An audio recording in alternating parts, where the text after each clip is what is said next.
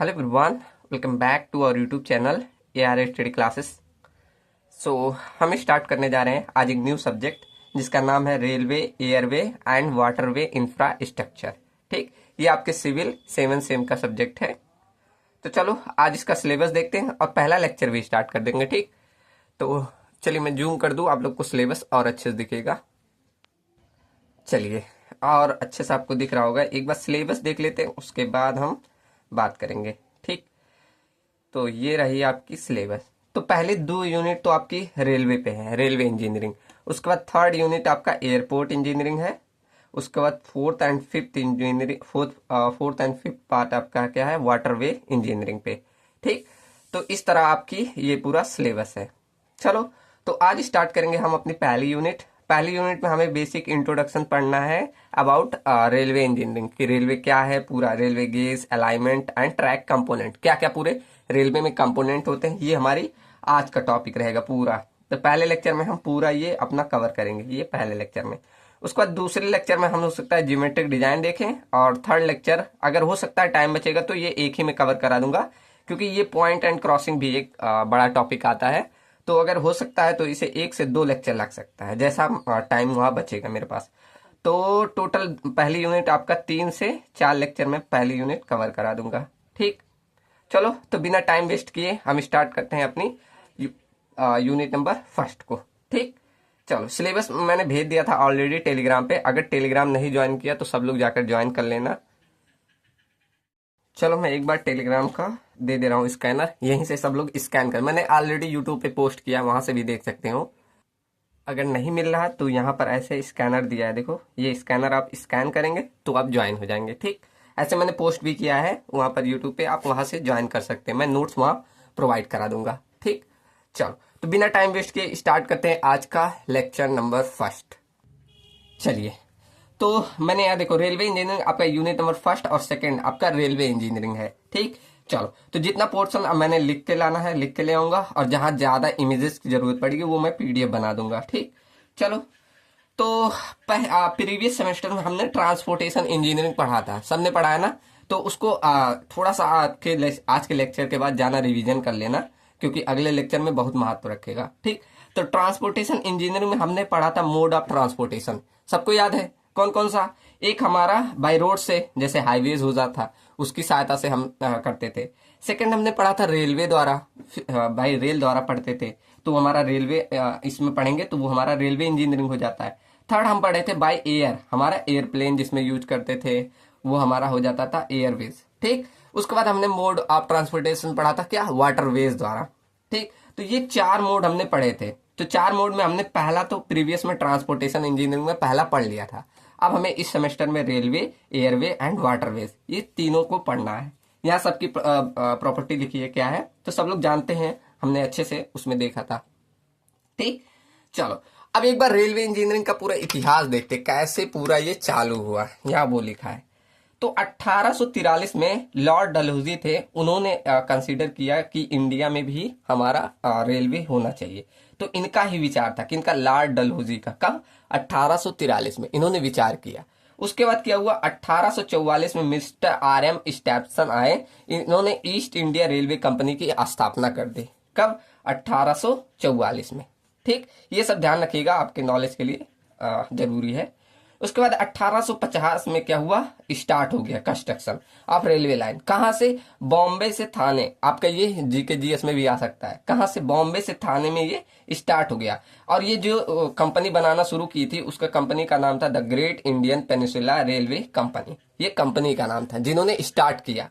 ठीक, उसके बाद कब, 1853 में जाकर पहली रेलवे लाइन बॉम्बे से थाने पैसेंजर लाइन थी, वो 34 किलोमीटर, 16 अप्रैल 1853, इस डेट को आपका कंप्लीट हुआ।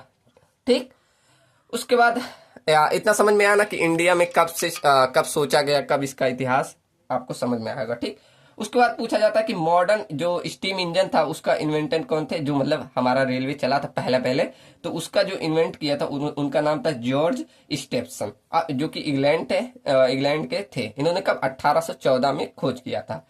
और फर्स्ट ट्रेन जो चली थी वो वर्ल्ड में सक्सेसफुली, वो जो पहली बार पूरे विश्व में पहली बार जो ट्रेन चली थी वो 27 सितंबर 1825 को चली थी। ठीक, कहाँ तक, यहाँ देखो दिख रहा है आप लोग को, हाँ ये स्टॉकटन से दार्जिलिंग टन तक। ठीक, तो यहाँ से यहाँ तक ये चले थे, किस डेट को, 27 सितंबर 1825 को। अभी बेसिक एक बार रेलवे इंजीनियरिंग कैसे चालू हुआ वो देख ले रहे हैं। ठीक, उसके बाद आगे देखो, मैं न्यूमेरिकल भी लेके आया हूँ। ठीक, ऐसी बात नहीं है थ्योरी थ्योरी, इसमें न्यूमेरिकल भी छोटे छोटे हैं। उसके बाद देखो, जो फर्स्ट ट्रेन चली थी इंडिया में, वो तो मैंने वहां लिख दिया, वही 16 अप्रैल 1853 में, कहा, मुंबई से थाने में, जिसमें 4 कोचेस थे एंड 1 स्टीम लोकोमोटिव, मतलब ये जो आगे वाला इंजन होता है इसे लोकोमोटिव बोला जाता है, जिसका डिस्टेंस कितना, 34 किलोमीटर होता था, मतलब हुआ था। ठीक, इतने डिस्टेंस में चली थी, कहां से, मुंबई से थाने में, किस डेट को, 16 अप्रैल 1853 को। आप रेलवे इंजीनियरिंग पढ़ रहे हैं तो इतना नॉलेज होना चाहिए कि भारत में कब चला, किस डेट से स्टार्ट हुआ, किसने विचार किया, तो बेसिक एक नॉलेज था। ठीक, अब रेलवे इंजीनियरिंग पढ़ रहे हैं तो एक टेक्निकल में नाम भी जानना चाहिए। अब ऐसा नहीं इसे क्या गांव में अजीब भाषा में जो बोलते हैं वो सब मत बोलिएगा। अब देखो, जैसे आपका मान लो ये मैंने रेलगाड़ी बनाई है, अब इसमें आगे वाला पार्ट जहां से आपका इंजन लगा होता है, जहां से आपका ड्राइवर चलाता है, उसको बोला जाता है लोकोमोटिव। ठीक, इस वाले पार्ट को। उसके बाद आपका जो, जिसमें आपके पैसेंजर जाते हैं या आपके सामान जाते हैं, तो उनको वैगन्स या कोचेज बोले जाते हैं। अब वैगन्स कब बोलोगे, जब उसमें सामान, जिसको आप लोग माल गाड़ी बोलते हो, उसमें जब जाती है तो इसको वैगन्स बोला जाता है। जो पीछे जिसमें सामान आपके रखे होते हैं, ठीक, उसको वैगन्स बोला जाएगा। लेकिन जिसमें पैसेंजर ट्रैवल करते हैं उसको कोचेज बोला जाता है। अब डिब्बा डिब्बा सब लोग बोलते हैं, डिब्बा मत बोलेगा। जिसमें अगर सामान जा रहे हैं तो उसको वैगन्स बोलेंगे, और जिसमें पैसेंजर जाते हैं उसे कोचेज बोला जाता है। ठीक, तो आपसे जब भी मैं लोकोमोटिव बोलूंगा, मतलब मैं बात कर रहा हूँ इंजन गाड़ी की, मतलब जहां पर आपका लोकोमोटिव, जैसे बोलते हैं लोको पायलट आपका गाड़ी चलाता है, तो जो वाला पार्ट जिसमें आपका इंजन होता है, जिसको ड्राइव किया जाता है, जिसको ड्राइवर हो, मतलब लोको पायलट होता है, वही वाला आपका क्या कहलाता है, लोकोमोटिव। और जिसमें आपके सामान रखे होते हैं उसे वैगन्स बोला जाता है, जिसमें पैसेंजर बैठे होते हैं उसको कोचेज बोला जाता है। ठीक, इतना क्लियर है, बेसिक है ये। अब देखो, ये भी आपके नॉलेज के लिए बस है कि प्रेजेंट टाइम में जो इंडिया में है वो पूरे 18 जोन्स में, मतलब ट्रेन का, जैसे ट्रेन के जो ऐसे डिवीजन है वो 18 जोन्स में बटे हुए, ऐसे 1 2 ऐसे करके 18 पार्ट में, दिख रहा है आप लोग को, ऐसे करके 18 पार्ट में ऐसे जोन में बटे हुए हैं, 1 2 3 ऐसे करके, हर जोन का अलग है, जैसे north zone, east zone, west zone, ऐसे बीच बीच में करके अलग अलग प्रकार से 18 जोन्स में भारत में से ट्रेनों का विभाजन हुआ है। और इनमें 70 पार्ट हुए, मतलब हर एक जोन में ऐसे कई कई डिवीजन हुए हैं, ऐसे होता है। ठीक, अब इसमें हर एक जोन का जो होता है एक जनरल मैनेजर, मतलब इस एक जोन का हुआ, ये पूरे एक जोन, मतलब ये हमारा पहला जोन है। अब इस जोन को जो मैनेज करता है उसको बोला जाता है जनरल मैनेजर।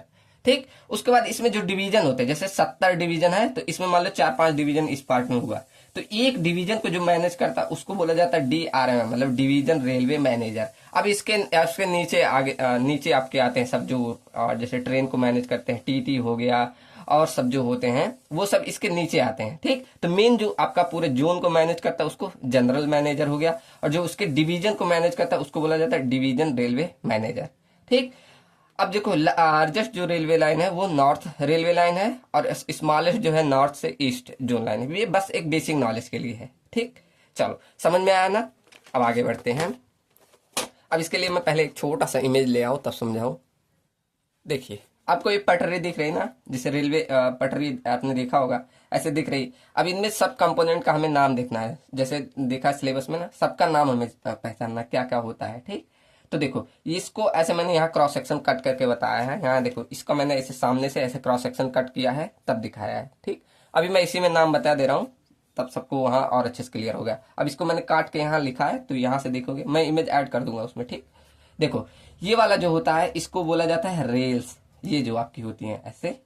ठीक, और ये जो आपकी स्लीपर ट्रांसफर डायरेक्शन में लगी होती है इससे बोला जाता है स्लीपर। अब ये कई प्रकार की होती है, अभी आगे हम देखेंगे।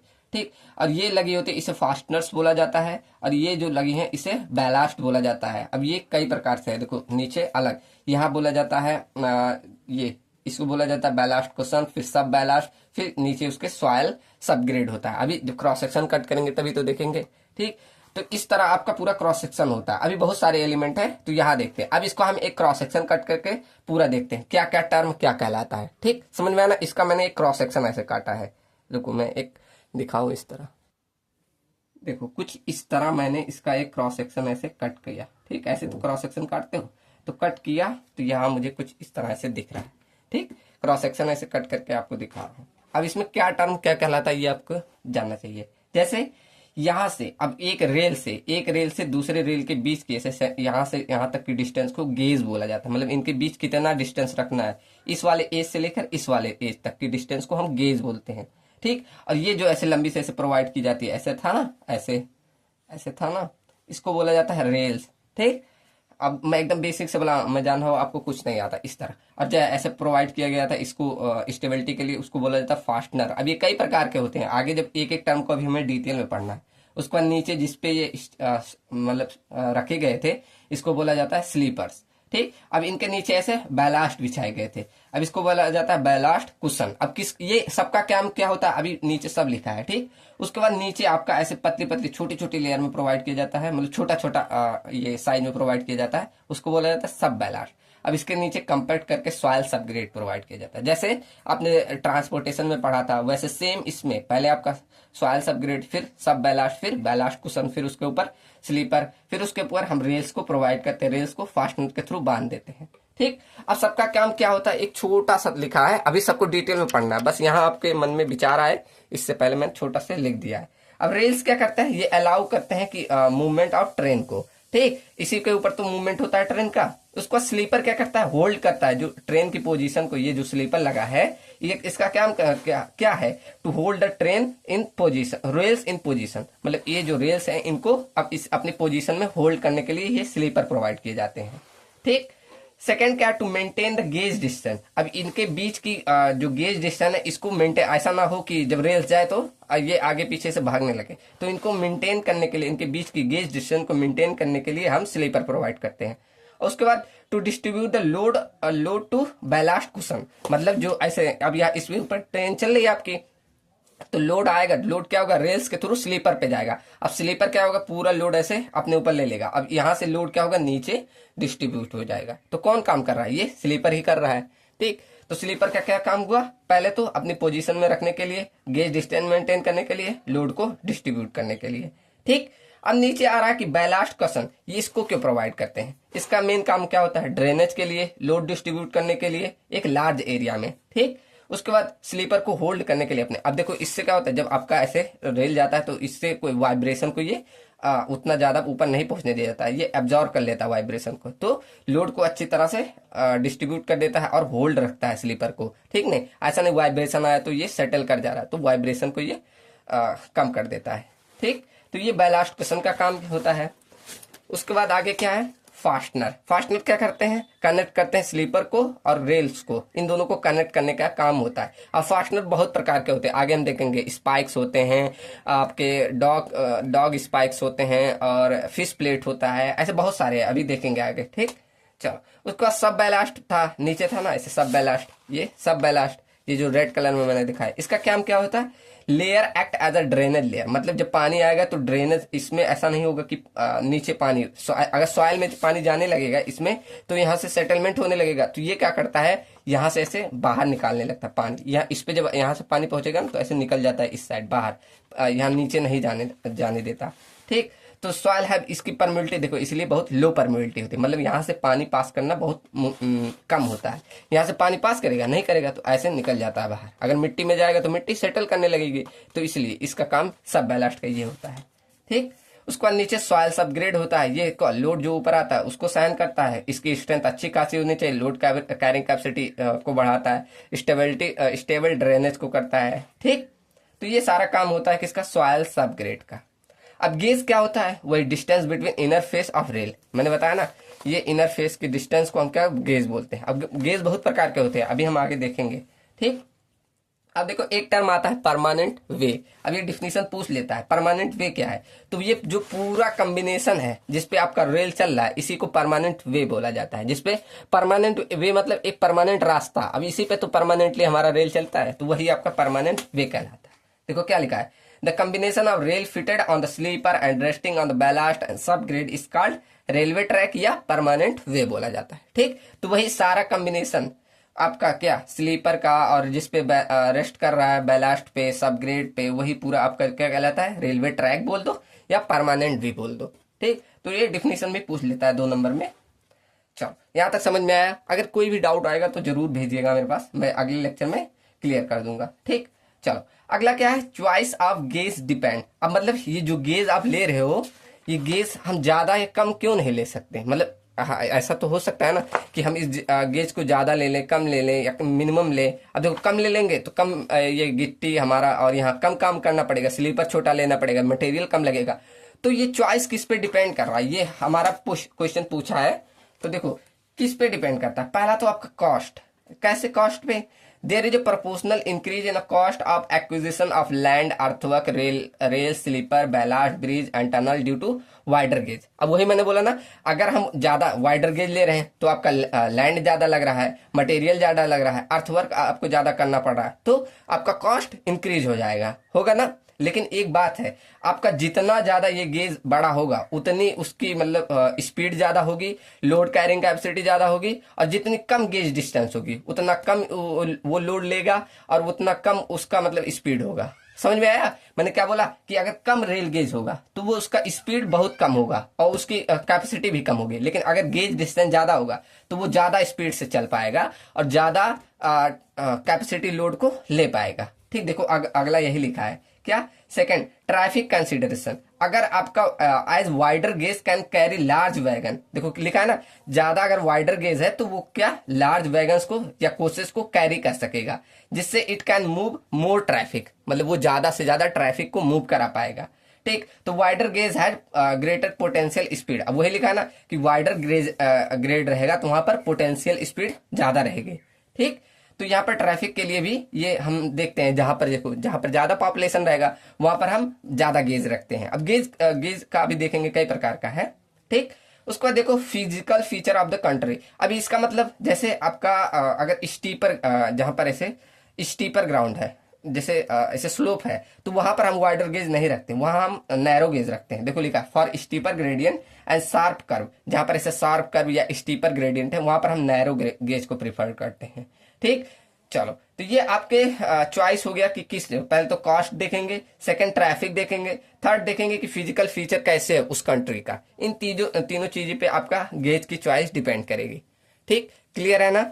चलो अब देखो ऐसा हो सकता है क्या कि जहां पर हमें जरूरत पड़े हम ब्रॉड गेज को ले ले, फिर नैरो गेज को ले ले, ऐसा ले सकते हैं। जैसे अगर हमारा मान लो इस एरिया में ट्रैफिक ज्यादा है तो यहाँ हमने ब्रॉड गेज। अब ये ब्रॉड गेज क्या होता है, नैरो गेज क्या होता है, एक बार बता दूं।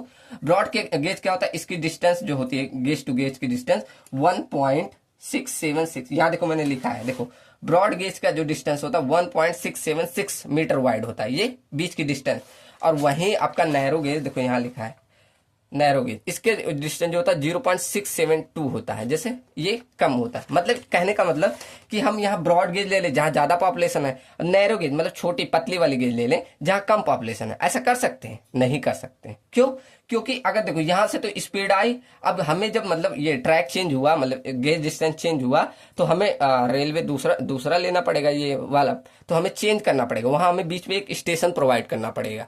तो जब स्टेशन प्रोवाइड करोगे तो उसमें प्रॉब्लम आती है। क्या? देखो problem caused by the changing of gauge. क्या क्या आएगा?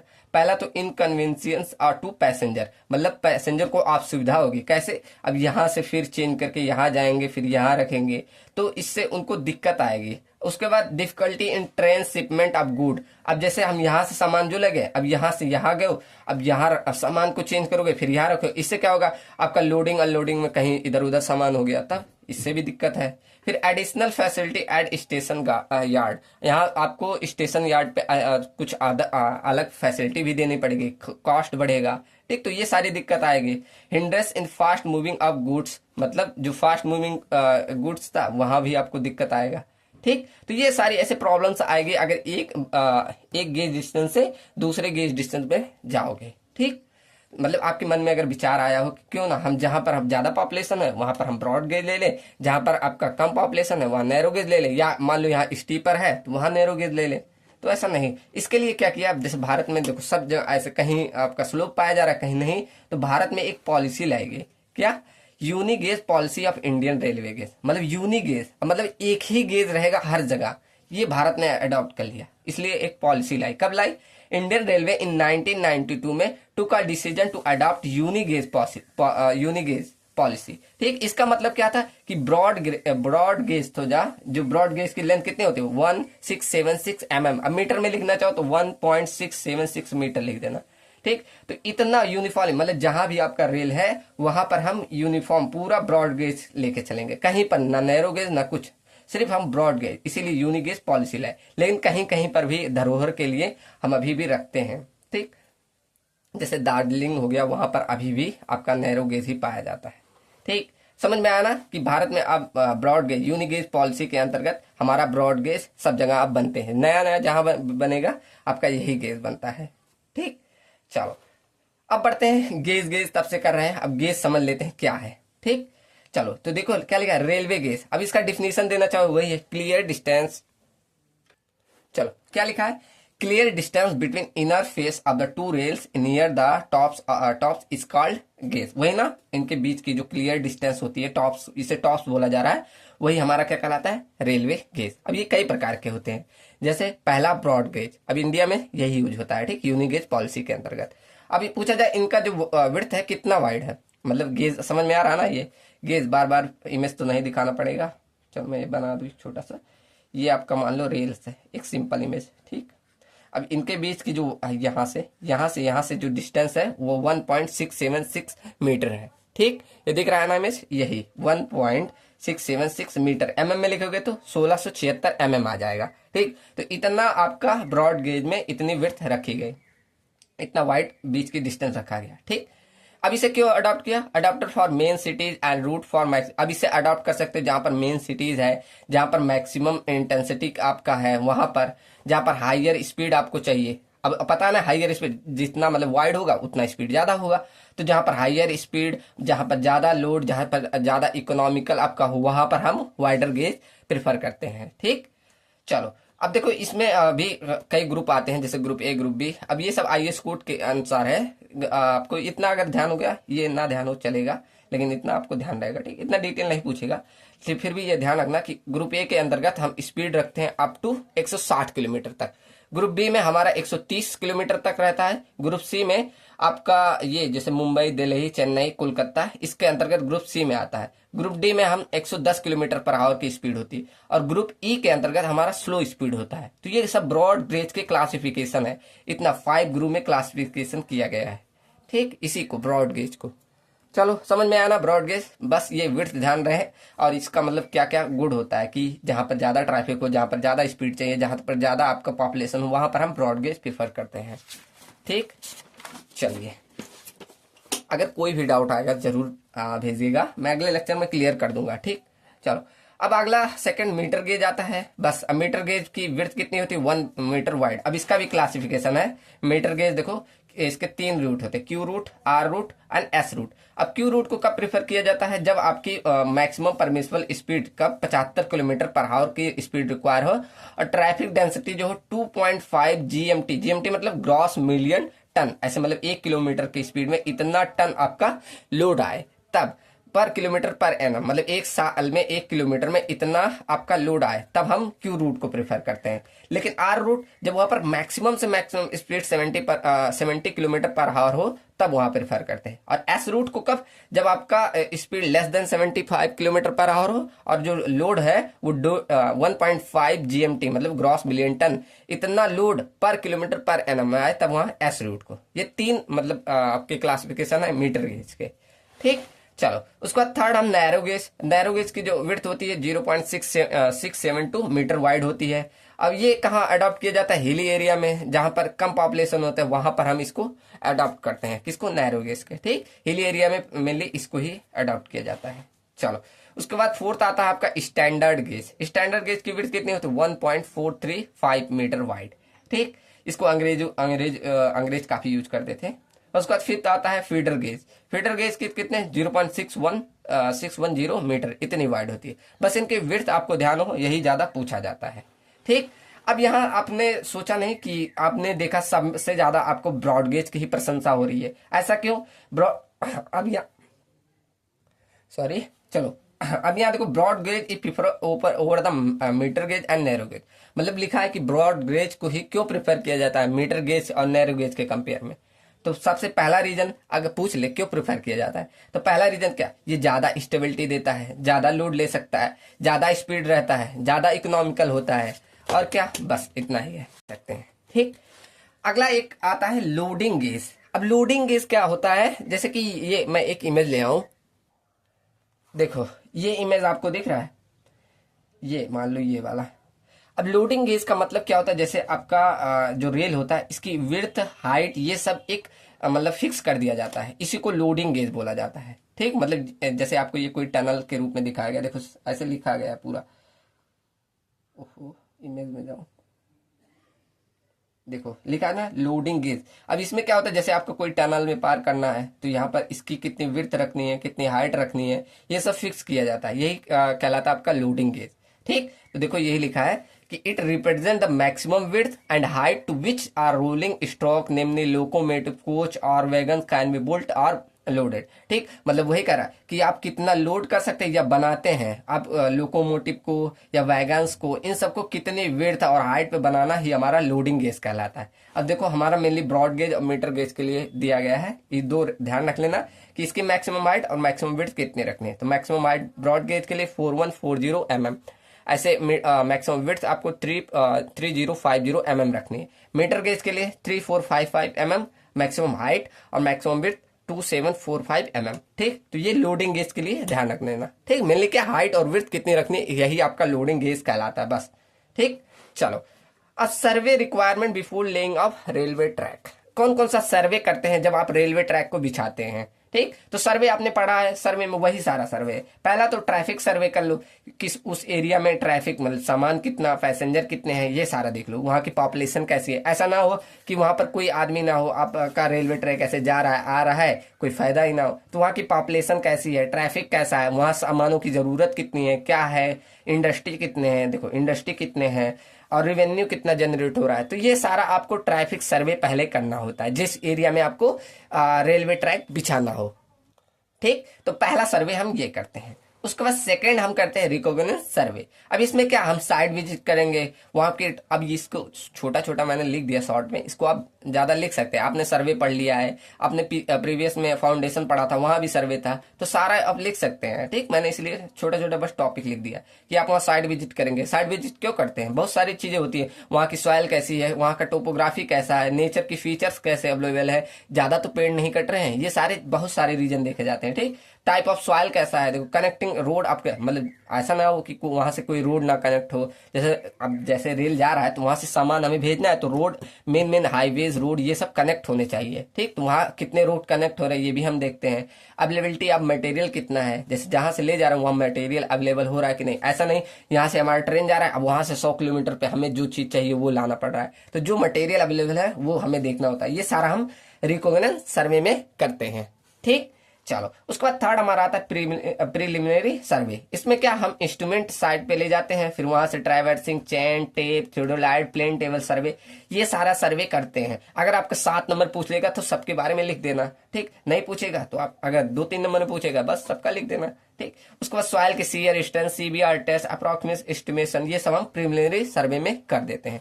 उसके बाद आपका आता है डिटेल सर्वे, जिसे फाइनल सर्वे बोला जाता है। इसमें हम डिटेल सर्वे करते हैं, सब कंट्रोल पॉइंट को स्टेब्लिश कर देंगे, पैक्स को लगा देंगे, डिटेल एस्टिमेशन करेंगे। ठीक, तो ये सारा हम आपके फाइनल सर्वे में करते हैं। ठीक, तो सब लिख देंगे ना पूरा, कोई दिक्कत।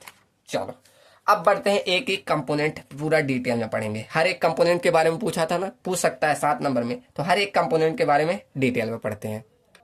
चलो तो पहला कंपोनेंट पढ़ते हैं रेल्स। अब रेल्स क्या होती है, एक कंटिन्यूअस स्टील सेक्शन होती है जो laid along parallel lines over the sleeper. अब देखो स्लीपर के ऊपर, ओवर द स्लीपर हमारी एक पैरेलल लाइंस ऐसे देखो कनेक्ट है, देखो यहाँ तो और पैरेलल लग रहा है, पैरेलल लाइन स्लीपर के ऊपर एक दूसरे से कनेक्ट होता है, ये हमारा रेल्स कहलाता है। ठीक, चलो उसके बाद आगे क्या है, They forms a suitable track for train and should be strong enough to bear the stresses developed in the track due to the wheel load, lateral load and other forces as well as variation due to temperature. अब क्या कह रहा है कि आपका जो ये railway track होना चाहिए इतना सुटेबल होना चाहिए कि आपका जो ऊपर से स्ट्रेसेस आए या आपका व्हील लोड आए, जो लेटरल स्टेबिलिटी या टेम्परेचर चेंजेज आए, इन सभी को आपका रेल वियर कर जाना चाहिए। ये इसके कहने का मतलब। ठीक, चलो फंक्शन क्या होना चाहिए रेल में, तो rail provide a continuous and level surface for the movement of train. ठीक, रेल क्या प्रोवाइड कर, एक continuous and level surface provide कर रहा है जिसपे आपका रेलगाड़ी आपकी चलती है। ठीक, उसके बाद रेल बियर करता है स्ट्रेसेस के जिसको develop due to vertical load transmitted due to enough axle load as well as to the braking and thermal forces. वही सारा लिख रहा है कि रेल्स आपका क्या करते हैं, वो बियर करते हैं जो वर्टिकल ट्रांसमिशन लोड आ रहा है, एक्सल लोड आ रहा है, एज वेल ब्रेकिंग या थर्मल फोर्सेस, ये सारे फोर्सेस आ रहे हैं तो उसको आपका कौन बियर करता है, रेल्स बियर करता है। ठीक, उसके बाद रेल्स क्या करता है, यही लोड को ट्रांसमिट करता है किस पे, लार्ज लेयर उस पे स्लीपर पे, और स्लीपर से क्या बैलास्ट में। ऐसे तो जाता था, मैंने इमेज दिखाया था, यहाँ देखो रेल्स क्या करता है, इस पे रेल्स पे लोड आया, रेल से कहा स्लीपर पे भेजा, स्लीपर अब क्या करता है, बैलास्ट पे भेज देता है, बैलास्ट क्या करता है, कुछ लोड को सहन करता है, जो नहीं सहन करता उसको यहाँ सॉइल सबग्रेड में भेज देता है। ऐसे तो हो रहा है। ठीक, तो वही लिखा है। अब देखो टाइप्स देखते हैं कौन कौन से प्रकार का टाइप होता है। तो पहला आपका होता है double headed rail. Double headed rail मतलब फुट और हेड दोनों एक समान हाइट के होते हैं। ठीक, तो लिखा है देखो, both head of rail section are kept equal, मतलब जो हेड होता है इसे हेड बोला जाता है, इसे फुट बोला है। तो दोनों हेड और फुट जब इक्वल होते हैं तो उसे बोला जाता है डबल हेडेड रेल, या इसे dumbbell shape head dumbbell shape rail भी बोला जाता है। ठीक, चलो पहला समझ में आया ना। उसका सेकंड होता है बुल हेडेड रेल। अब बुल हेडेड क्यों, क्योंकि इसका ऊपर वाला जो पार्ट था इससे ज्यादा बड़ा रख दिया गया और नीचे को इसे फ्लैट कर दिया गया, इसलिए इसे बुल हेडेड रेल बोला जाता था। ठीक, ये मालूम ना, ऊपर को फ्लैंज बोला जाता है, बीच में वेब बोला जाता है। ये अपने स्टील में भी मैं पढ़ा रहा हूँ, वहां पर भी ये आता है। ठीक, तो in this rail top head is made heavier, देखो लिखा ना, टॉप हेड को हम हैवियर बनाते हैं and lower head is provided with required quantity of steel, मतलब लोअर हेड को हम जितना रिक्वायर्ड, काफी पतला छोटा रखते हैं इसमें। ठीक, जिससे इसकी स्टेबिलिटी उतनी अच्छी नहीं होती, इसको इसलिए नहीं प्रेफर किया जाता है। ज्यादा प्रेफर किया जाता है आपको इसका फ्लैट हेडर रेल को, ये स्टेबल भी है और लोड को अच्छे से, आजकल देखा होगा, अगर देखना होगा तो यही वाला देखा होगा आपने, फ्लैट फुटेड रेल को। ठीक, तो इसमें क्या, top head is made slightly less than the bull head, जो बुल हेड था उसके कंपेयर में टॉप हेड को हम कम मतलब हैवियर बनाए और बॉटम हेड को फ्लैट कर दिए, इसे विग्नॉल्स रेल भी बोला जाता है। ठीक, जो ये फ्लैट फुटेड रेल है इसे विग्नॉल्स रेल भी बोला जाता है। This fix to the sleeper directly and more economical giving greater strength. ठीक, तो ये मतलब डायरेक्टली हम स्लीपर पे इस पे ऐसे फास्टनर के थ्रू फिक्स कर देते हैं और ये हमें ज्यादा स्ट्रेंथ और ज्यादा इकोनॉमिकल होते हैं compare to the bull headed rail for the cross section area. तो बुल हेडेड के रेल के कंपेयर में ज्यादा इकोनॉमिकल और इसी को अब आजकल ज्यादा यूज किया जाता है।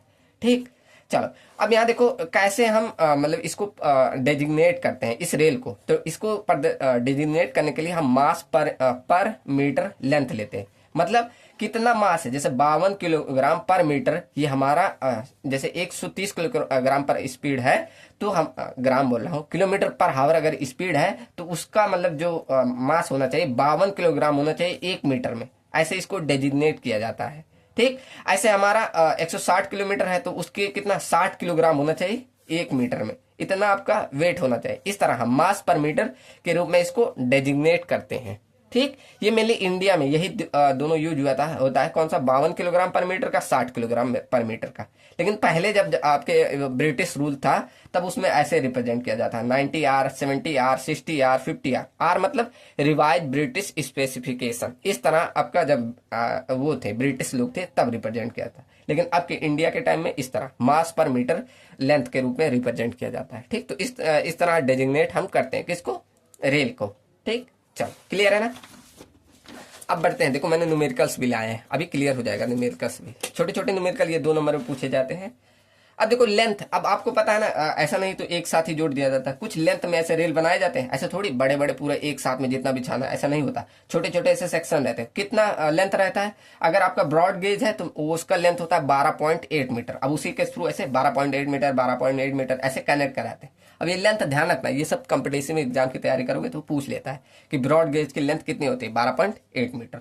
ऐसे मीटर गेज का लेंथ कितना होता है, 11.89 मीटर। यही 2 ध्यान रखिएगा।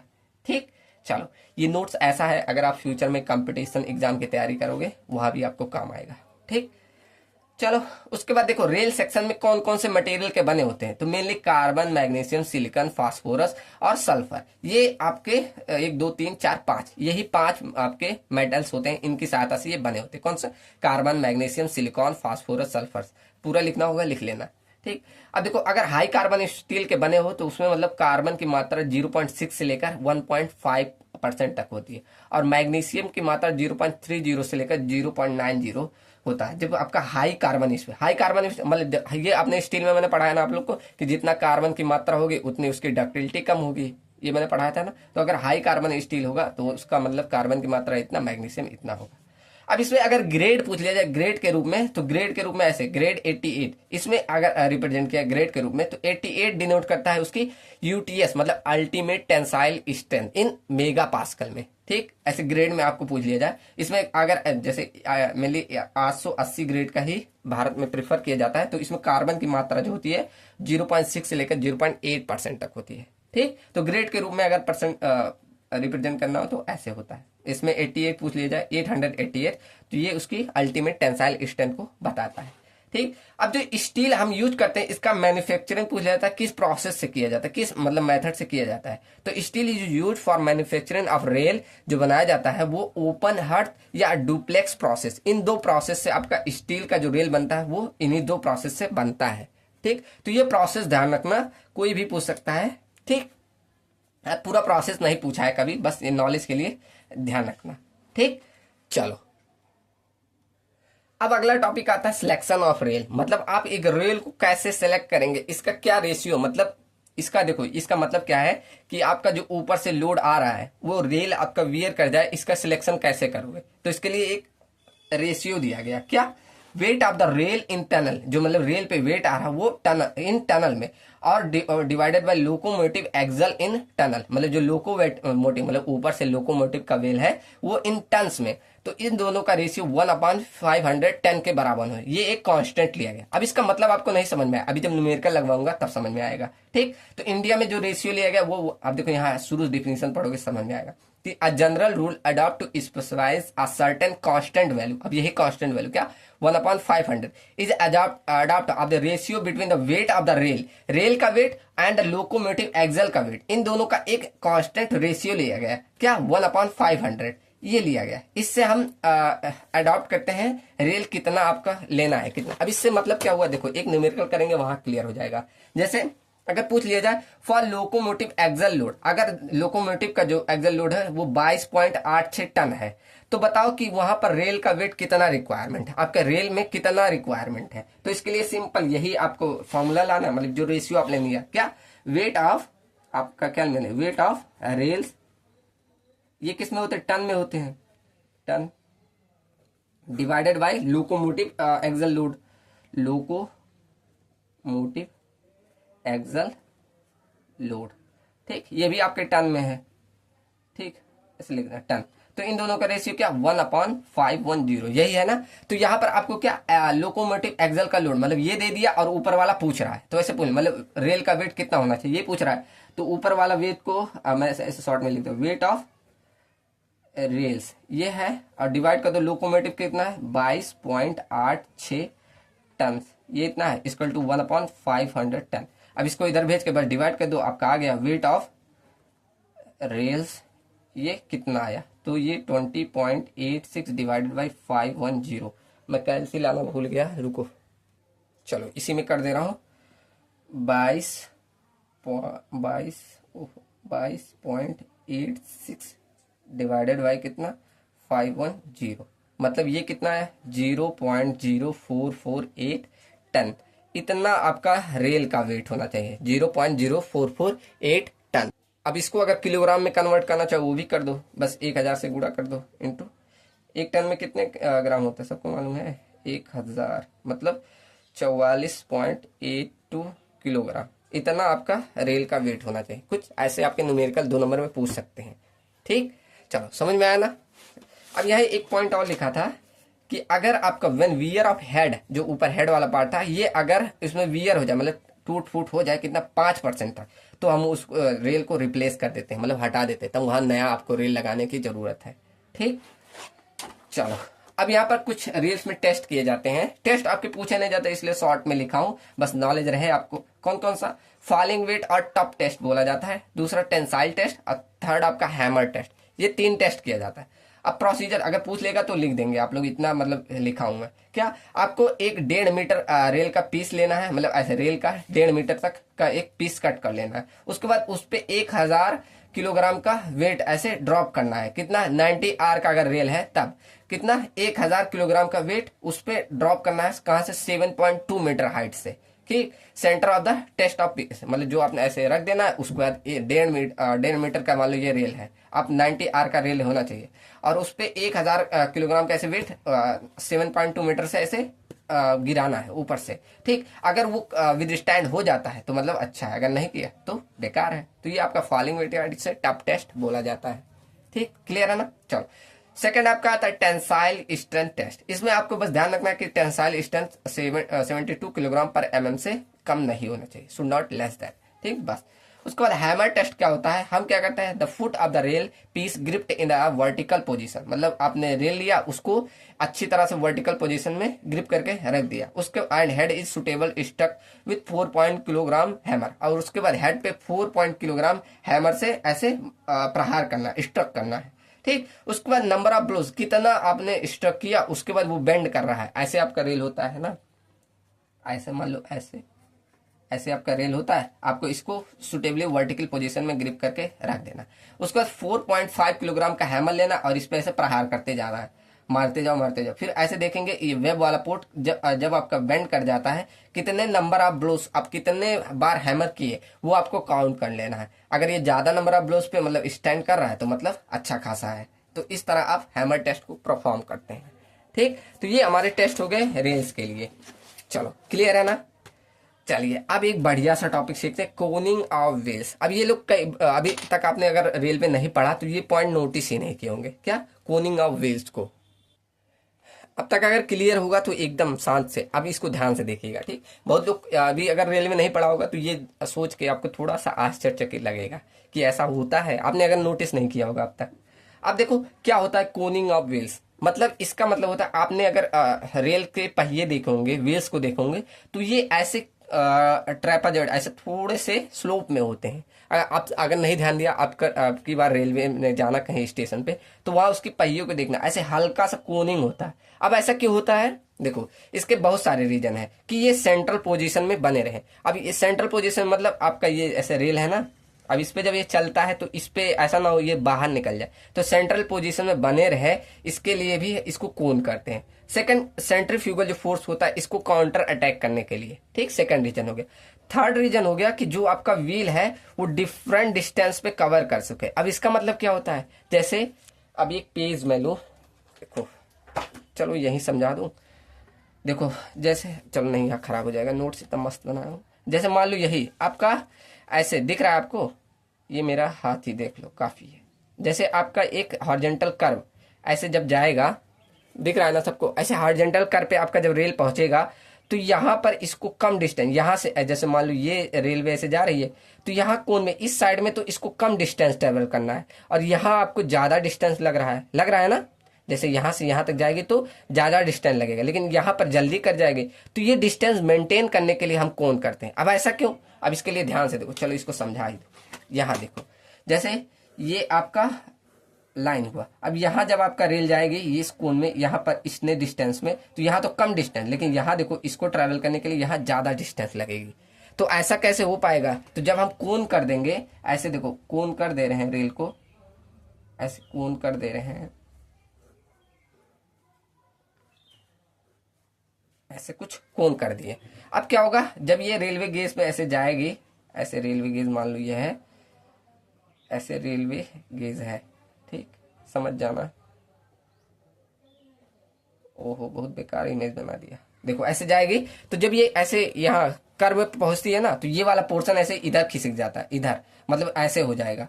ये वाला पोर्शन जब कोन पे जाएगी तो ये वाला पार्ट ऐसे किनारे आ जाएगा, ऐसे ये वाला पार्ट ऐसे खिसक के इधर आ जाता है। ठीक, और ये वाला पोर्शन इधर चला जाता है, मतलब कुछ ऐसा, ये वाला पोर्शन यहाँ आ जाता है। समझ में आया? ये वाला मैं देखो जल्दीबाजी में इमेज गलत बना रहा हूँ। ये वाला पोर्शन ऐसे, मतलब जो बड़ा वाला पोर्शन है इधर ऐसे खिसक जाता और ये वाला छोटा। अब यहाँ से इसका डाया देखोगे, मान लो इसका डाया D1 है और इसका डाया यहाँ D2 है। अब ये वाला डाया D2 है तो आपने रेडियस का पढ़ा है ना, 2πr, डिस्टेंस इक्वल टू क्या हो जाएगा 2πr। ये वाला देखो अब ज्यादा डिस्टेंस ट्रेवल करेगी, ये बड़ा वाला रेडियस आया, और ये कम डिस्टेंस वाला, मतलब यहाँ कम वाला, मतलब 2πr यहाँ देखोगे तो ये कम आएगा, मतलब ये वाली डिस्टेंस कम ट्रेवल करेगी और ये वाला रेडियस, ज्यादा रेडियस वाला इधर चला जाएगा तो ज्यादा डिस्टेंस कवर करेगी। तो इस मेंटेनेंस के लिए हम कोन करते हैं। ठीक, क्लियर है ना? नहीं क्लियर होगा बताना, मैं और अच्छे से पढ़ा दूंगा। ठीक, मैंने कोशिश की है, समझ में आया होगा तो अच्छी बात। चलो, enable the wheel to cover different distance. ठीक, तो डिफरेंट डिस्टेंस को कवर करने के लिए ये 3 रीजन होते हैं हम कोनिंग ऑफ व्हील करने के लिए। ठीक, चलो देखो यहाँ डिफिनेशन लिखा है कि wheel of the train are cone. अब कोन क्यों बोला जा रहा है? देखो अगर इसको ऐसे हल्का सा स्लोप दे रहे हैं तो इसको ऐसे मिलाओगे, ऐसे मिलाओगे पॉइंट पे, तो एक कोन की तरह बनते हैं, जिसे हम कोनिंग ऑफ व्हील बोलते हैं। ठीक, देखो wheel of the trains are coned at a angle of 1:20। इस रेशियो में हम कोन करते हैं, which are known as coning of wheel, and it is reduce wear and tear of the wheel flange. और ये वियर और tier होने से भी बचाता है, किसको? फ्लैंज को। ठीक, चलो तो ये सारे रीजन है हम कोनिंग करने के। इसे हम बोलते हैं आल्सो टिल्टिंग ऑफ रेल। मतलब ऐसा नहीं होता सिर्फ व्हील को ही कोन करते हैं, हम क्या करते हैं रेल्स को भी एक 1:20 रेशियो में आपका ऐसे एंगल पे प्रोवाइड करते हैं, और ऐसे स्लीपर को भी, दोनों को, स्लीपर को कर रहे हैं तो इसे एडजिंग ऑफ स्लीपर बोला जाता है, और इसे टिल्टिंग ऑफ व्हील भी बोला जाता है। देखो ये लिखा also called tilting of rail. इसे क्यों? For effective use of coning of wheel the rail are also laid at the slope of इतना। ठीक, तो वही बोला है कि एक सुटेबिलिटी के लिए हम रेल्स को भी 1:20 के रेशियो में रखते हैं। ठीक, क्लियर है ना? अब वही स्लीपर को रख दोगे तो उसे एडजिंग ऑफ स्लीपर बोला जाता है। ठीक, तो वही लिखा है, पढ़ लेना। चलो, क्लियर है ना कोनिंग ऑफ व्हील्स? चलिए अब देखते हैं डिफेक्ट्स ऑफ रेल्स। यहां तक क्लियर? अब बढ़ते हैं डिफेक्ट्स ऑफ रेल। अब हर एक डिफेक्ट का मैं इमेज अभी लाता जाऊंगा। पहला डिफेक्ट होता है कॉरुगेटेड या रोरिंग ऑफ रेल। इसमें क्या होता है? कॉरुगेटेड में ऐसे आपका रेल बना होता है ना, ये आपका रेल है, ये आपका ऐसे रेल मान लो है। अब इस रेल के ऐसे बना होता है ना रेल, ऐसे 3D, तो इसमें ऐसे बीच बीच में से डिप्रेशन फॉर्म हो जाता है। ऐसे देखो मैं इमेज ले आऊं सबका, देखो कुछ इस तरह, इस तरह ऐसे देखो डिप्रेशन फॉर्म हो गया ना, यही आपका कहलाता है कॉरुगेटेड या रोरिंग ऑफ रील्स। ठीक, अब देखो इस समझ में आया ना, वही लिखा है, पढ़ लेना। उसके बाद आपका सेकंड डिफेक्ट आता है किंक इन रेल। अब ये क्या होता है? लूज पैकिंग ऑफ जॉइंट, मतलब जो जॉइंट्स होता है वहां पे आपका ऐसे टूट फूट आ जाता है। देखो इमेज में लाओ, अभी सबको क्लियर हो जाएगा। इमेज, इसमें मेन इमेज है किंक इन रेल्स। अब ये सब इमेज देख सकते हैं, लेकिन यहाँ मुझे दिखाना पड़ेगा, ऐसा नहीं होता। कहाँ पे है? रुको मैं इमेज लाऊं। चलिए, मिल नहीं रहा वो इमेज। देखिए रेलवे में हर एक मतलब इमेज मिलता नहीं, बहुत दिक्कत होता है इसका। रुको मैं ऐसे ही समझा दे रहा हूँ। देखो कोई रेल लूं, एक सेकेंड।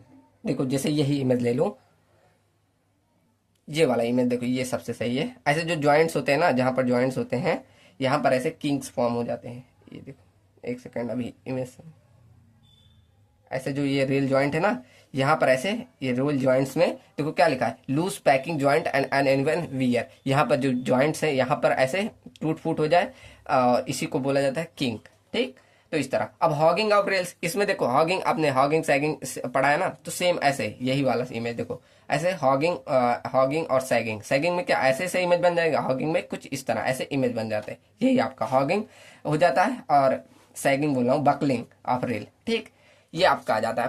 किन कारण से होता है? देखो head of the rail gets bend down. ठीक, तो वही head of the rail down हो जाता है due to impact of wheel, वही आपका हॉगिंग कहलाता है। ठीक, कुछ इस तरह ऐसे रेल डाउन की तरफ हो जाए, ये देखो ऊपर आया है तो बकलिंग, ये बकलिंग हुआ है, मेनली ऐसे साइड में आपका चला गया है। ठीक, तो ये आपका बकलिंग, ये वाला जो दिख रहा है ये बकलिंग हुआ है। हॉगिंग में क्या ऐसे नीचे की तरफ आपका शिफ्ट हो जाएगा, ये आपका हॉगिंग कहलाता है। तो ये सारे डिफेक्ट है, आप खुद से इमेज सर्च करोगे आ जाएगा। ठीक, तो ये डिफेक्ट ध्यान रखना। चलिए क्लियर है ना? अब देखते हैं रेल जॉइंट्स।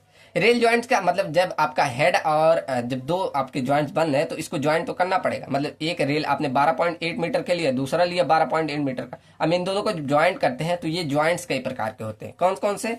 पहला आपका सपोर्टिव रेल ज्वाइंट। अब सपोर्टिव रेल ज्वाइंट में क्या होता है, रुको मैं एक इमेज लाऊं। ये आपका सपोर्टिव रेल ज्वाइंट कहलाता है। कब? जब आपका जो देखो ये रेल ज्वाइंट एक स्लीपर के नीचे रहता है। देखो मैंने इमेज भी बनाया है, ये कुछ इस तरह आपका सपोर्टिव रेल ज्वाइंट। जब आपके दो रेल जहां ज्वाइंट हो रहा है और उसके नीचे अगर स्लीपर है तो उसको सपोर्टिव रेल ज्वाइंट बोला जाता है। ठीक, समझ में आया ना? वहीं अगर आपका सस्पेंडर रेल ज्वाइंट किसको बोला जाता है? जब दो रेल ज्वाइंट हो रहा है उसके नीचे स्लीपर ना है, वो किसी ऐसे फिश प्लेट की सहायता से जुड़ी हो।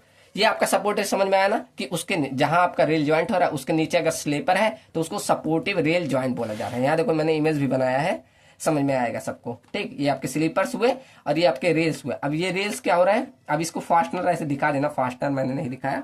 तो ऐसे दो रेल्स आपस में जुड़े हुए, कहां पर? अगर उसके नीचे स्लीपर है तो उसको सपोर्टिव रेल ज्वाइंट। अगर स्लीपर नहीं है, ऐसे स्लीपर दूर दूर है, तो उसको बोला जाता है, देखो कुछ इस तरह। ये आपका देखो, नहीं सर्च कर, ये आपका है, ये देखो, इसको बोला जाता है क्या? Suspended rail joint. देखो यहाँ पर आप इसके नीचे स्लीपर है नहीं है तो इसको बोला जाता है सस्पेंडेड रेल ज्वाइंट। ठीक, देखो इस तरह अगर स्लीपर उसके दूर दूर है तब यहाँ पर आपका रेल ज्वाइंट हो रहा है। अब ये किसी फास्टनर, जैसे ये जो होता है इसे फिश प्लेट बोला जाता है। तो फिश प्लेट की सहायता से जब कनेक्ट है और ये इनके नीचे स्लीपर नहीं है तो उसे सस्पेंडेड रेल ज्वाइंट बोला जाता है। ठीक, क्लियर है ना? पढ़ लेना, वही डिफिनेशन लिखा है। थर्ड आपका ब्रिज रेल ज्वाइंट। अब ब्रिज रेल ज्वाइंट में जैसे आपके दो रेल कनेक्ट है, अब स्लीपर ऐसे दूर दूर है, अब इसके नीचे कोई रेल का मेटल ऐसे यूज किया जाता है जिसे ब्रिज ऑफ मेटल बोला जाता है। अब ये ऐसे शेप में हो जाए, अगर ये ब्रिज शेप में है तो उसे ब्रिज मेटल बोला जाता है। तो इस तरह अगर कनेक्ट करते हैं तो उसे ब्रिज रेल ज्वाइंट। अब यहाँ भी है, दिखाऊं आपका कौन सा है, ब्रिज रेल ज्वाइंट।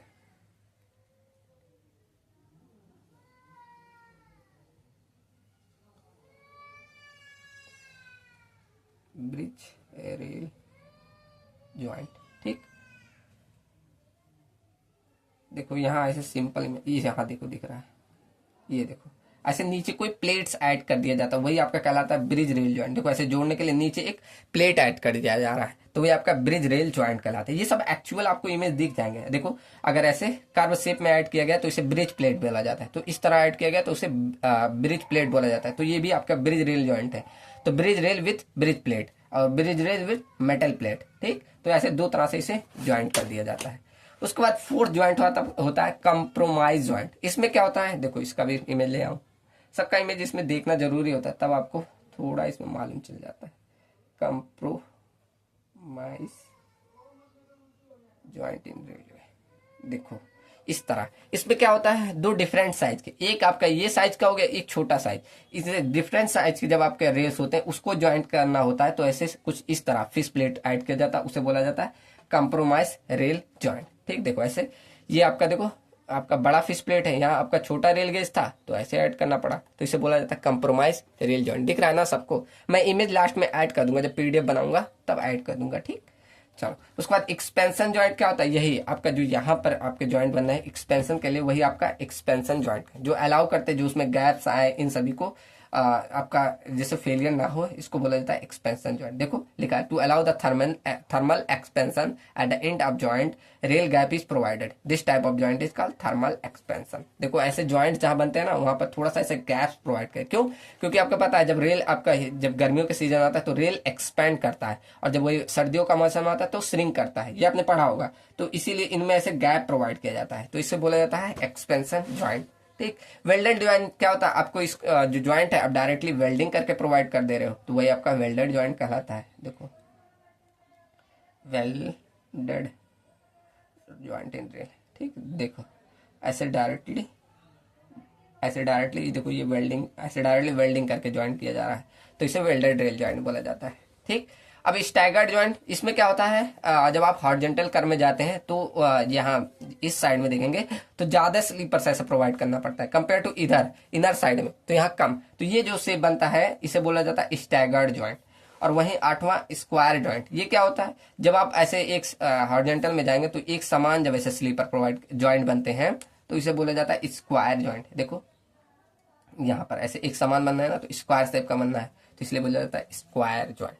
ठीक, आजकल क्या होता है, आजकल आपका ये सारे जो आपने पढ़े ये सारे इतना नहीं प्रिफर किया जाता, ब्रिज जॉइंट, सस्पेंशन जॉइंट। आजकल ज्यादा देखा होगा आपने वेल्डिंग जॉइंट, इसको प्रिफर किया जाता है। हम पढ़ रहे हैं, स्टील पढ़ रहे हैं ना, वहां हम देख रहे हैं कि वेल्डेड जॉइंट सबसे ज्यादा अच्छा होता है। तो इसलिए रेलवे में भी आजकल हम वेल्डिंग ऑफ रेल्स को ज्यादा प्रिफर करते हैं। ठीक, मैंने स्टील पढ़ा रहा हूँ, वहां से आप कंपेयर करेंगे तो और अच्छा समझ में आएगा। ठीक, क्यों प्रेफर करते हैं, क्योंकि ये इंक्रीज कर देता है length of rail by joining two और मोर रेल्स। हम इसमें मतलब बहुत सारा एक साथ में काफी रेल को एक साथ ज्वाइन कर देते हैं। ठीक, तो इसलिए इसको प्रेफर करते हैं। ये रेल की लाइफ और ट्रैक और मेंटेनेंस कॉस्ट को रिड्यूस कर देता है, इसलिए हम प्रेफर करते हैं। और आपके लिखे हैं क्या, अवॉइड करता है expansion joint eight the and पे, मतलब एंड पे आपका एक्सपेंशन ज्वाइंट उतना ज्यादा नहीं होता। उसके बाद इसमें क्रीप और बकलिंग के चांसेस कम हो जाते हैं। मेंटेनेंस प्रॉपर हो जाता है एंड अलाइनमेंट ऑफ रेल, मतलब अलाइनमेंट करना, मेंटेनेंस गेज का करना, ये काफी अच्छा हो जाता है। इसलिए हम वेल्डिंग ज्वाइंट को प्रेफर करते हैं। हम स्टील पढ़ रहे हैं, वहां भी हमें पता है बोल्टेड, रिवेटेड और वेल्डेड ज्वाइंट। तो वेल्डेड ज्वाइंट को हम ज्यादा प्रेफर करते हैं, वहां भी देखा था। क्यों, क्योंकि आपका उसका प्रॉपर्टीज काफी अच्छी होती है, देखा था ना वहां। अब देखते हैं टाइप्स ऑफ वेल्डेड जॉइंट। पहला तो लॉन्ग वेल्डेड ड्रिल, इसे इसका मतलब एक न्यूमेरिकल पूछा जाता है, यहाँ डिटेल में लिखा है। अभी हम टाइप्स को और यहाँ लिखा है ज्यादा, यहाँ देखेंगे। पहले यहाँ लॉन्ग वेल्डेड ड्रिल में एक क्वेश्चन पूछा जाता है, इसको देखो। अब लॉन्ग वेल्डेड रेल किसे बोला जाता है, देखो, it is the welded rail in which the central portion does not go under any longitudinal contraction and expansion due to temperature variation. अब ये क्या लिखा है, लॉन्ग वेल्डेड रेल में आपके बीच के पोर्शन में कोई ना एक्सपेंशन होगा ना कंट्रैक्शन होगा। अब ऐसा क्यों, क्योंकि आपका देखो ऐसे ये लॉन्ग वेल्डेड रेल है, काफी बड़ी सी रेल है। अब इसमें जो थर्मल स्ट्रेसेस आएगा, मतलब पी जो फोर्स आ रहा है, मतलब थर्मल फोर्स पी मान लो आपका 100 आ रहा है, इधर मान लो 100 मतलब 1000 टन का आ रहा है। ठीक, थर्मल स्ट्रेस, तो ये थर्मल स्ट्रेस 1000 टन का आता है ना, तो इतना इधर साइड जो ब्रीदिंग, इधर देखो ये 3 प्रकार में बढ़ जाता है। इस बीच वाले पोर्शन को बोला जाता है जहां पर एक्सपेंशन नहीं होता है। उसके बाद किनारे बोला जाता है ब्रीदिंग लेंथ। अब ब्रीदिंग लेंथ ऐसी लेंथ होती है जितना स्ट्रेस आएगा इस जो पी में, मतलब 1000 टन माना ना, तो ये 1 2 3 जितने स्लीपर, ऐसे मान लो 10 स्लीपर प्रोवाइड किया, 10 आप ये डिवाइड करके अपना सहन कर लेगी इतना, जितना थर्मल स्ट्रेस आएगा। ऐसे किनारे मान लो यहाँ भी 1000 है, तो ये स्लीपर यहाँ सहन कर लेगी ब्रीदिंग लेंथ तक। तो यहाँ बीच में कुछ लोड जो स्ट्रेसेस आएगा यहाँ पहुंचेगा ही नहीं, तो इसीलिए इसे बोला जाता है लॉन्ग वेल्डेड रेल। अब इसे निकालना हो कितना थर्मल स्ट्रेस आ रहा है, कितना यहाँ प्रोवाइड करना है, इसके लिए फॉर्मूला है क्या, P equal to E into A into alpha into delta T. अब ये क्या होता है, Young modulus of elasticity of steel. A क्या होता है, cross section area of steel. Alpha क्या होता है, coefficient of thermal reflection. Delta क्या, टेम्परेचर वेरिएशन। अब ऐसे आपको नहीं समझ में आया होगा, इसके लिए मैं एक न्यूमेरिकल लेके आया हूँ। देखो पहले न्यूमेरिकल के कर लेते हैं। ठीक, चलो ध्यान से देखना, सबको समझ में आएगा कि मतलब ऐसा क्यों करते हैं लॉन्ग वेल्डेड ड्रिल में, कैसे मतलब ये बीच में एक्सपेंशन और कंट्रैक्शन नहीं आएगा। ठीक, देखो क्या लिखा है, calculate the minimum theoretical length of long welded rail beyond which the central portion of the rail would not subjected to thermal expansion. अब मतलब वही बीच वाली लेंथ बताओ कितनी मिनिमम से मिनिमम हो सकती है कि आपका जितना थर्मल एक्सपेंशन या कंट्रैक्शन आए वो सहन कर लेगा। ठीक, तो कैसे कैसे करोगे इसको, तो इसके लिए सबसे पहला काम जो मैंने फॉर्मूला बताया, P से आपको थर्मल एक्सपेंशन निकाल लेना, कितना थर्मल ये फोर्स आ रहा है वो। तो इसके लिए फॉर्मूला क्या लिखवाया था, बस simple formula E into A into उसके बाद क्या था alpha into delta T, alpha into delta T. जैसे जैसे प्रोसीजर बता रहा हूँ वैसे करना, उसके बाद आप कर लेंगे। ठीक, तो E आपका थर्मल आपका E की वैल्यू कितना दी है, देखो कोफिशिएंट ऑफ थर्मल एक्सपेंशन की वैल्यू आपको ये दिया है, E की वैल्यू आपको 2 इंटू 10⁻⁶। उसके बाद क्रॉस सेक्शन एरिया आपको कितना दिया है, cross section area 66.15 centimetre square, इतना दिया है। अब ठीक, चलो उसके बाद अगला आपका क्या है, अल्फा। अल्फा की वैल्यू 11 इंटू 5 इंटू 10⁻⁻6 पर डिग्री सेल्सियस, इतना है। उसके बाद आगे क्या, डेल्टा टी, तो टेम्परेचर वेरिएशन आपका 30 डिग्री सेल्सियस, 30 डिग्री सेल्सियस। ठीक, चलो तो सॉल्व कर लेते हैं। मेरे पास कैलसी नहीं लाया तो कैलकुलेटर यूज कर लो। ये आपका आ जाएगा, इसमें देखो सही सॉल्व नहीं होगा, मैं एक बार आंसर देख ले रहा हूँ। सॉल्व करना आप लोग, इसका आंसर आएगा 45.64 इंटू 10⁻³ kg। ठीक, इतना आपका आएगा, आप लोग सॉल्व कर लीजिएगा। मेरे पास कैलसी नहीं है, इसमें इक्वेशन इस तरह नहीं सॉल्व होता कैलकुलेटर में। ठीक, चलो अब उसके बाद आपका ये क्या आ गया इतना, अब इसको टन में कन्वर्ट करोगे तो 45.64 टन आ जाएगा, इतना आ गया। ठीक, अब देखो अगला काम क्या होता है इसमें कि एक स्लीपर कितना मतलब रेस्टेन फोर्स ले रहा है। देखो यहाँ पर लिखा है कि एवरेज रेस्टेनिंग फोर्स पर स्लीपर पर रेल, मतलब एक रेल में एक स्लीपर कितना फोर्स रेस्टेन कर रहा है। तो यहाँ 300 किलोग्राम लिखा, इसे टन में लिखोगे 0.3 टन हो जाएगा। ठीक, तो यहाँ से हम नंबर ऑफ स्लीपर निकाल सकते हैं। कैसे, आपको मतलब एक स्लीपर जब इतना ले रहा है तो पूरे स्लीपर की मात्रा निकाल सकते हो, निकालो कितना आ जाएगा। तो number of sleeper equal to कैसे हो जाएगा, number of sleeper equal to, अब आपको पता है एक स्लीपर आपका जब एक स्लीपर कितना ले रहा है, एक स्लीपर 0.3 टन लोड को कैरी कर रहा है, इतना रेजिस्टेंस फोर्स दे रहा है। तो 45 के लिए ना 45.64 डिवाइडेड बाय 0.3 टन के लिए आपका आ जाएगा 45.64 डिवाइडेड बाय 0.3, तो यहाँ से आएगा 152.133, मतलब 152 रेल्स आ जाएंगे। इतने आपके रेल्स आ जाएंगे अप्रॉक्सीमेट, मतलब इतने रेल्स इतना लोड को कैरी कर लेंगे। ठीक, अब यहाँ मैंने बताया नहीं ब्रीदिंग लेंथ कैसे निकाला जाता है। तो ब्रीदिंग लेंथ का देखो यहाँ फॉर्मूला होता है L equal to N minus S, अभी मैं पढ़ा दूंगा इसको फिर से। तो ब्रीदिंग लेंथ का फॉर्मूला होता है L माइनस N माइनस का, ये होता है L equal to N minus 1 into S. Breathing length वही लेंथ होती है ना जो पूरा लोड को कैरी कर ले रही है। तो कितना लेंथ रखना है, तो N क्या होता है, नंबर ऑफ स्लीपर कितना है 152 माइनस 1 इंटू एस क्या होता है, centre to centre distance between rail. अब ये भी दिया होगा, ए एस की वैल्यू कहाँ दी है, देखो स्लीपर की स्पेसिंग, अब स्पेसिंग मतलब वही सेंटर टू सेंटर डिस्टेंस कितना 65 सेंटीमीटर दिया है। बस आपको लेंथ निकाल लेना है। देखो कितना आएगा, कैल्सी में बोल रहा हूँ, ये आपका 150 मतलब 151 इंटू 65, मतलब ये लेंथ आपकी आएगी 9815 इतना सेंटीमीटर। ठीक, मीटर में लिखना चाहोगे तो 98.15 मीटर, इतना आपको क्या ब्रीदिंग लेंथ रखना है। अब ये आपका मिनिमम से मिनिमम आपका अब एक साइड में हो गया, मतलब इसे अप्रोक्सीमेट ऐसे ले लो 100 मीटर लेने अगर, तो मतलब एक साइड में ऐसे रेलवे प्रोवाइड करते रहे, ऐसे रेल प्रोवाइड कर रहे हैं। अब यहाँ एक साइड में मान लो ब्रीदिंग लेंथ यहाँ हम 100 मीटर रख दें और इधर मान लो यहाँ 100 मीटर रख दें। अब ये जो इधर 100 मीटर इधर 100 मीटर, ये दोनों अगर दोनों साइड से आ रहे हैं तो ये इतना मतलब 200 मीटर आप मिनिमम थ्योरेटिकल लेंथ रख सकते हो। किसका, लॉन्ग विंडल रेल का, कितना 200 मीटर तक। अब इसके आपके बीच में चाहे जितना रखो, ये आप पे डिपेंड करता है कितना रखना है, ये आपके डिस्टेंस आप ले सकते हैं। ठीक, अब यहाँ बीच वाली डिस्टेंस आप चाहे जितना बढ़ा सकते, यहाँ पर कोई भी आपका ना टेम्परेचर का इफेक्ट आएगा ना एक्सपेंशन आएगा। तो इस तरह हम लेंथ ऑफ लॉन्ग विंडल रेल निकाल। अब यहाँ पर बीच में आप चाहे जितना डिस्टेंस ये रख सकते हैं। ठीक, चलो अब एक टाइम आपको यहाँ और अच्छे से क्लियर हुआ होगा। अब देखो ये वाला आपका ब्रीदिंग लेंथ यही हमें निकालना होता है। बीच वाली डिस्टेंस यहाँ मैंने बोला था मिनिमम कितना चाहिए, मिनिमम थ्योरेटिकल लेंथ आप अपने अनुसार निकाल सकते हैं।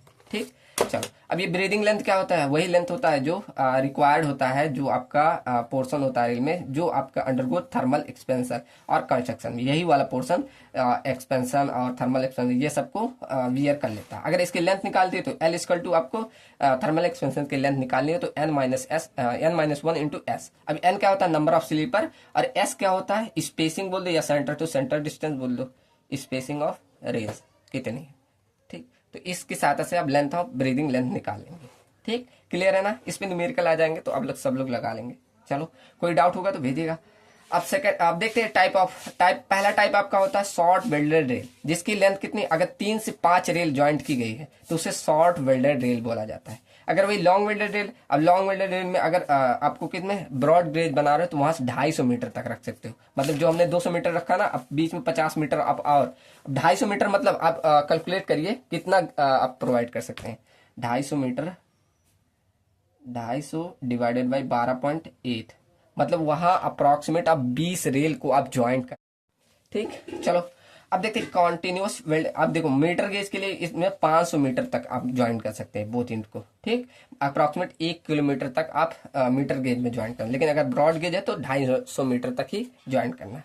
ठीक, वही अगर कॉन्टिन्यूस वेल्डेड रेल है तो इससे 1 किलोमीटर से ज्यादा तक आप ज्वाइन कर सकते हैं। ठीक, तो ये 3 प्रकार के, short welded rail, long welded rail and continuous welded rail, ये 3 प्रकार के होते हैं। ठीक। ठीक, या मैंने एक न्यूमेरिकल भी करा दिया। चलो अब अगला देखते हैं फेलियर्स ऑफ रेल। अब ये फेलियर्स क्या होते हैं, जब आपका मैन्युफैक्चरिंग किया जाता है तो उससे आपका फेलियर आ जाता है। देखो, sudden failure of rail is generally due to defect in manufacturing. जब आप मैन्युफैक्चरिंग कर रहे हैं तो उसके समय आपका आ जाता है। कैसे? Crossed head. अब ये सारे इमेज आप देख सकते हैं, देखो सबका इमेज यहाँ जरूरी था। आपका क्रस्ड हेड इन रेल, देखो ऐसे हेड में आपका क्रस्ट हो जाता है, तो ये आपका डिफेक्ट आता है। सेकंड, स्क्वायर एंगुलर फेलियर, मतलब ऐसे जब आपका रेल हो, इसको भी दिखा दे रहा हूं सबका स्क्वायर। अब डिफिनेशन वही लिखा है, डिफिनेशन पढ़ नहीं रहा हूं, बस आपको इमेज सबका दिखा दो। एंगुलर फेलियर,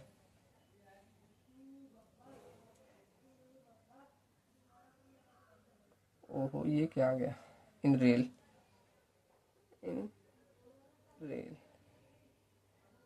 क्लिक किया,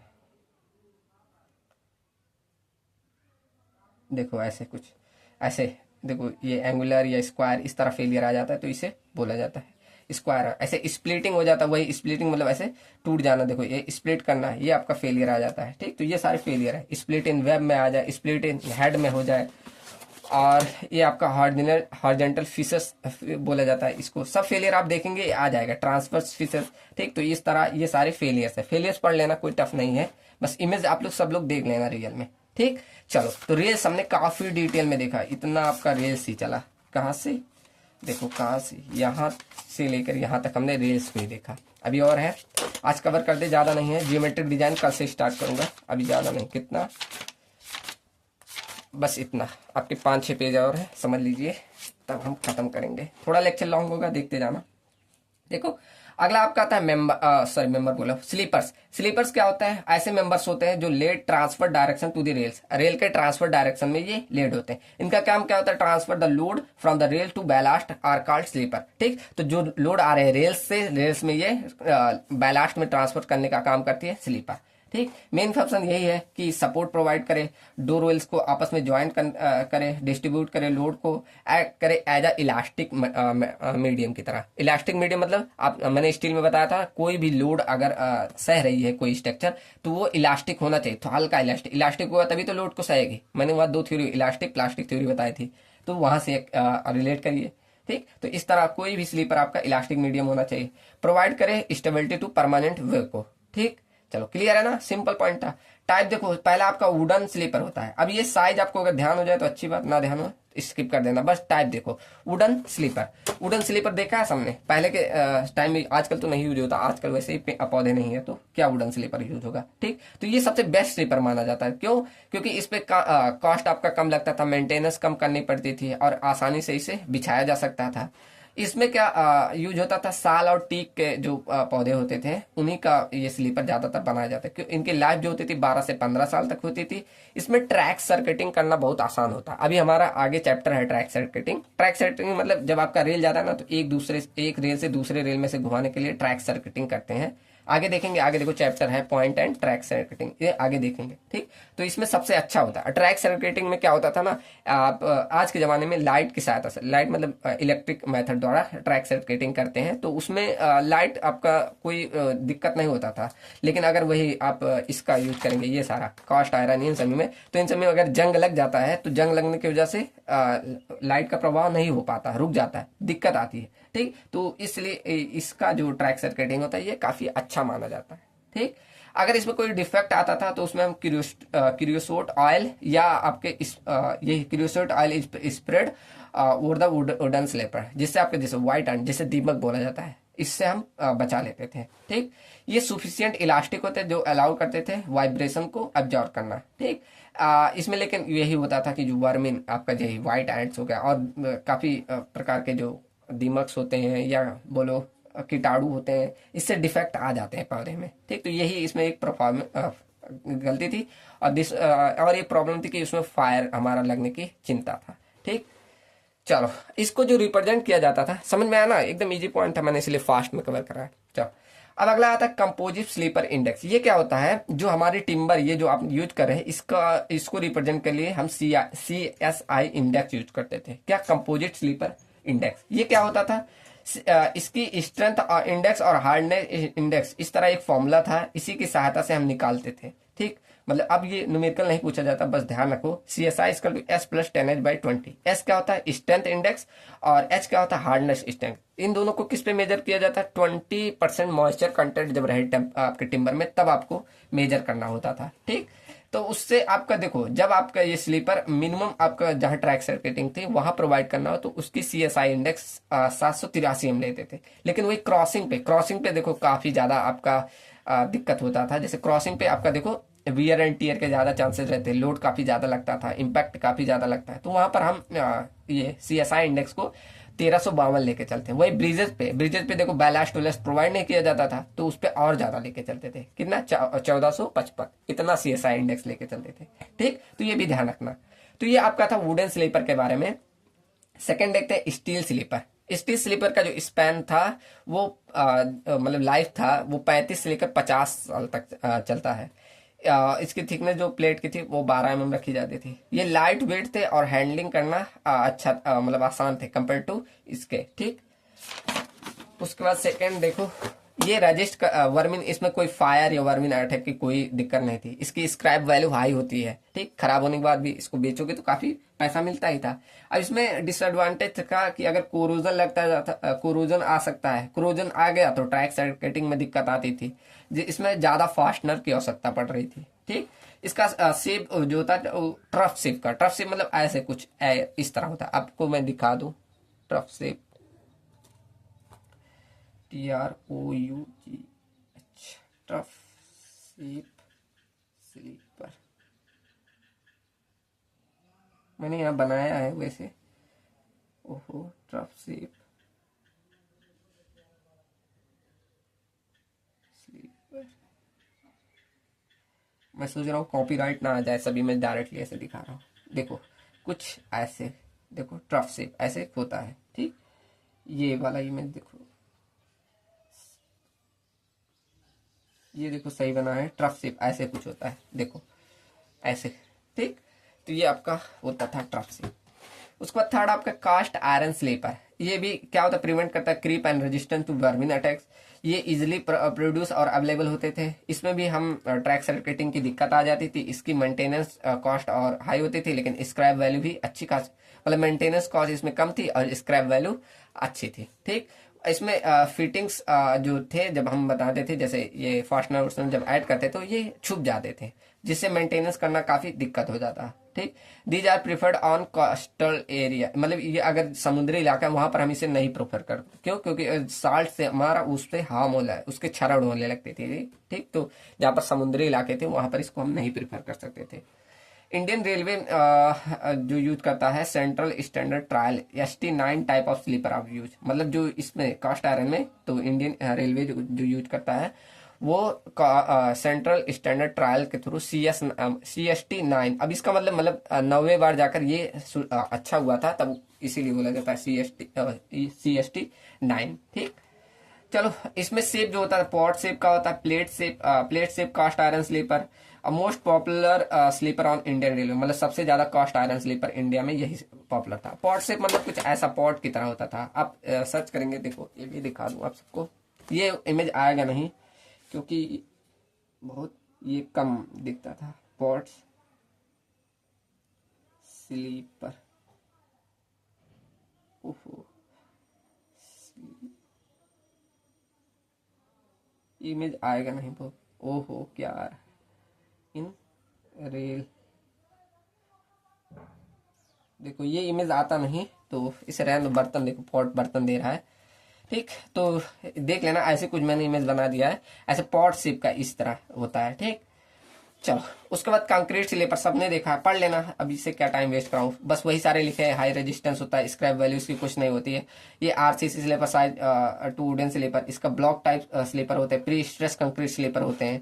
ठीक, प्री स्ट्रेस समझ आपकी जो इसमें स्टील बार पर उसको टेंशन कर देते हैं। ठीक, तो ये सारे होते हैं, ये इजी एकदम पॉइंट है, सब लोग पढ़ लेंगे। यहाँ सबका एक समरी लिखा है, देख लेना। ठीक, चलो अगला देखते हैं स्लीपर डेंसिटी। अब देखो स्लीपर डेंसिटी मतलब कि आप एक रेलवे लाइन बिछाए, अब कितनी डेंसिटी मतलब कितना पास पास रखना है, कितना नंबर ऑफ स्लीपर रखना है, वही कहलाता है स्लीपर डेंसिटी। तो कितने नंबर ऑफ स्लीपर रखना है उसके लिए एक फॉर्मूला दिया जाता है n+x। n क्या होता है, लेंथ ऑफ रेल, और x एक कांस्टेंट वैल्यू होती है जिसे 3 से लेकर 7 के बीच में रखना है। ठीक, इंडिया में जो स्लीपर डेंसिटी रखे, मतलब एक स्लीपर में 18, मतलब एक आपने रेल लिया उसमें 18 स्लीपर प्रोवाइड करना पर रेल लेंथ पे।